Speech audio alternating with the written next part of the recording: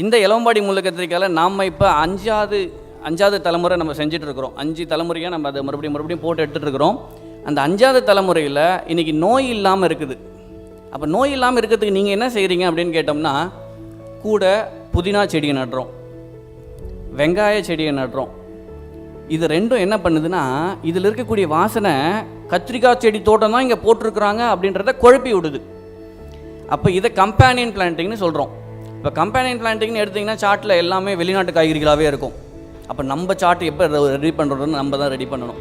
அப்போ தக்காளிக்கு நீங்கள் என்ன பண்ணணும், கத்திரிக்காய்க்கு நீங்கள் என்ன பண்ணணும், இல்லை இது எல்லாத்தையுமே மிக்ஸ்டாக க்ராப்பாக போட்டிங்கன்னா உங்களுக்கு அந்த பூச்சி தாக்குதல், நோய் தாக்குதல்லாம் குறைஞ்சிரும். அப்படின்றது நிறைய அட்டவணைப்படுத்த வேண்டிய ஒரு சூழலில் இருக்கிறோம் நம்ம.